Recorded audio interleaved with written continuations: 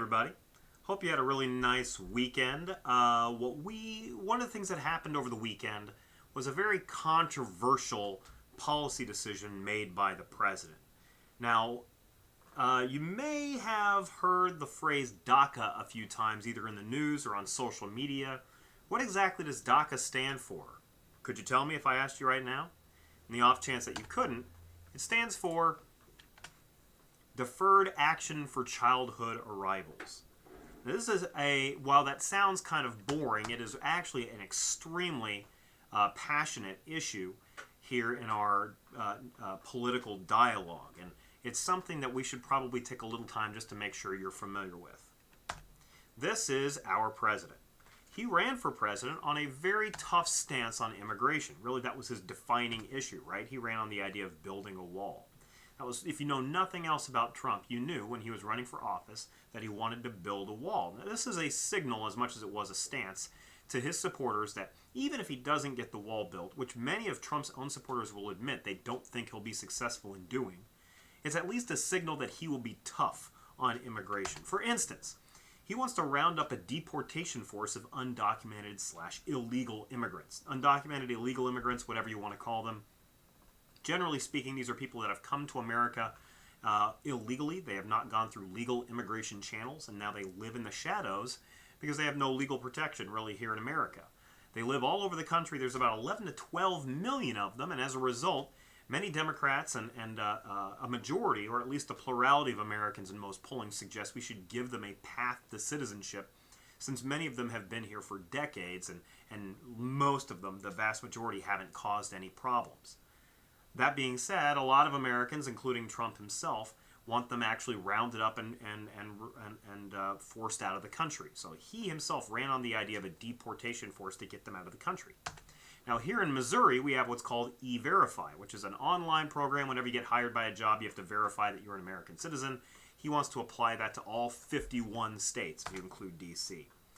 Now, immigration enforcement relies on cooperation from local government to turn over people that the local government believes are illegal immigrants. Some cities, particularly on the coasts, don't cooperate with federal immigration enforcement. We call these sanctuary cities, and Trump himself wants to punish these sanctuary cities for refusing to cooperate. In addition to that, he has proposed, when he ran for office, to fully ban Muslim immigration to the United States. That's unconstitutional. You cannot do that. However, since president, he has actually banned immigration from some Muslim countries. Not only that, but he's tried to prevent refugees from coming to the United States, at least temporarily. That's controversial because refugees typically aren't coming to make any problems for people. They're typically coming because their home countries are a royal mess. You know, there's a crime spree or there's a civil war or something like that. And in addition to that, Trump also wants to reduce legal immigration, not illegal immigration, but legal immigration by 50%. So this is a president that's really tough on immigration. When he campaigned, he said that he'd like to roll back birthright citizenship, which he can't do. Maybe you remember from our lecture on Chapter 2, but changing the Constitution is very, very difficult to do. And birthright citizenship is part of the 14th Amendment. It says that if you're born in America, you are an American citizen. You don't have to pass any tests. You don't have to pay any fines. You are an American citizen the second you're born on American soil, even if you're an illegal immigrant. If you're an illegal immigrant and you have a child born on U.S. soil, that child is an American citizen, which has led some people like Trump to call those babies anchor babies, which is an offensive term. I would highly recommend you never call anybody an anchor baby because it's really offensive. It implies that immigrants or illegal immigrants are having babies just to keep themselves in the United States because you can't deport an American citizen. So that's a really offensive term. You don't call anchor babies that term. You just call them babies because that's what they are, right? They're human babies. Nonetheless, this is the track record of Donald Trump's political career. It is very tough on immigration. Now, that being said, when it comes to illegal immigration, cracking down on it is very difficult to do. First of all, there's a lot of them. There's 11 to 12 million illegal immigrants. Many of them have lived in our communities for decades. Most of them, the vast majority, have caused no problems whatsoever. And as a result, it's hard to find them. And second of all, many Americans want them to have a path to citizenship. They don't want them removed from our country. Most of them have come to our country for opportunity, which is what the idea of immigration is supposed to be all about. Now, another reason cracking down on illegal immigration is very difficult is because what do you do? What do you do about children who are brought to America by their parents illegally?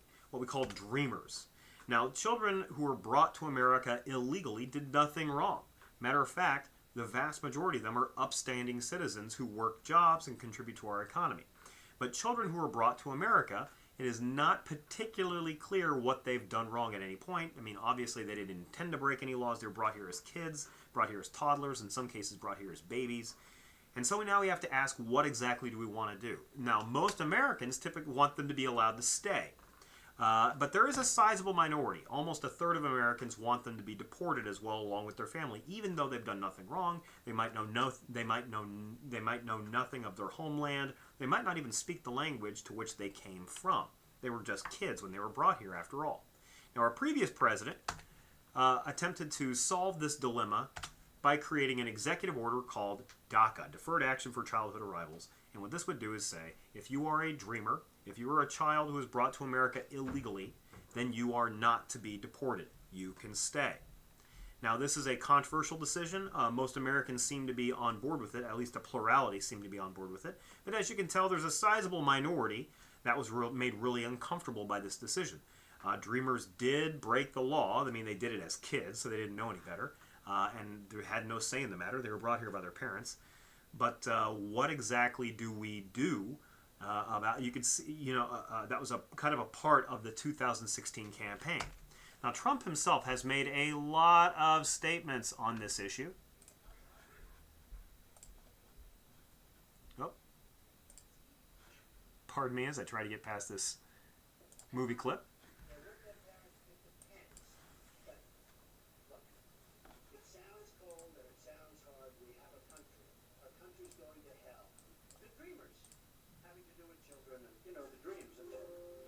And these are people that come over the country, the dreamers. And I said, what about our children? Our children. I want the children that are growing up in the United States to be dreamers also. They're not dreaming right now.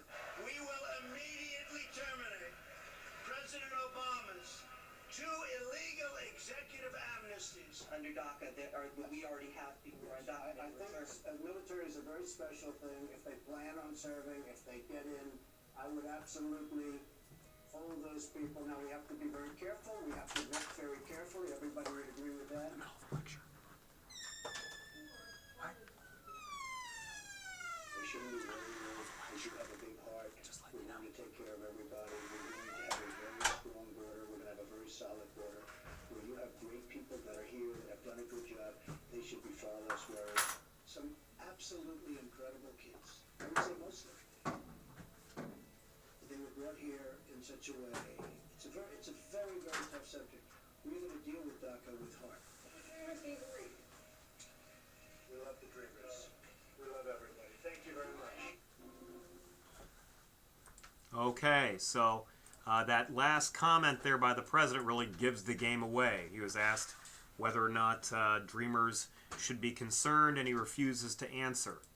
Now, this puts the president in a really tough situation this past weekend. Does he, in fact, allow the dreamers to stay? Allowing them to stay is broadly popular, but it's the opposite of what he ran against, the opposite of what we elected him to do. Matter of fact, that's the complaint people always have about politicians, is that when they run for office saying one thing, and then when they get into office, they flip-flop and change. And he ran specifically on an anti-politician, I'm not a politician platform. So if he embraced this, maybe it would be popular, but at the end of the day, it would go against what he campaigned on and we elected him for. But on the other hand, making them go, in other words, deporting them, is arguably unethical, possibly cruel. I mean, it's broadly unpopular. These kids have done nothing wrong. Many of them are working jobs now or in colleges now. Many of them didn't even know they were illegal immigrants until they applied for a job or applied to go to a school and found out that they were brought here illegally by their parents. But getting rid of them, making them deporting them is popular with the people that voted for him. So, Trump being Trump, that's the decision he made. And what he did was he announced that he will end DACA in 6 months. Now, what this does is effectively give Congress an opportunity to resolve this situation, to figure out DACA on their own. Because what he's done is just reversed Obama's executive order. A president can make an executive order, which means the next president can reverse it. But Congress makes laws, and he wants Congress to resolve the DACA situation. So let's explore the implications of this. Now, before we get to the political implications, which is really what this class is all about, let's take a moment to take in the human cost. Okay, we have 800,000 dreamers in this country. That's a little larger than the population of North Dakota. Imagine telling an entire state like North Dakota to hang in legal limbo for 6 months. We don't know if we're going to keep you. We don't know if we're going to get rid of you. But even if Congress agrees to keep you, the president has to sign that, and it's not clear that this president would sign that.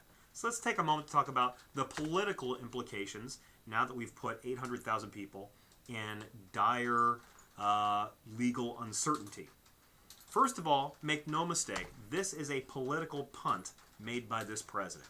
Make no mistake about that. Now, under normal circumstances, saying you have 6 months to act, Congress, would be an act by the president to force Congress to act. But we are not in normal circumstances, are we?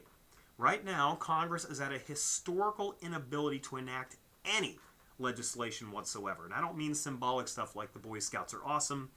I mean like real, hard-hitting legislation that affects lives. And Congress, right now, since 2010, has been unable to pass legislation at the slowest pace since right before the Great Depression. So any bill that they pass, Trump would have to sign, and this is really just setting them up to fail. The president will try to back off and try to blame Congress for not reversing DACA or not changing DACA, and his hand will quote-unquote be forced to get rid of it himself. Now again, whether he's successful in painting that, we'll see. But over the next 6 months, unfortunately, we will not know each other 6 months from now. But maybe this is something you can track as the country tries to sort this issue out.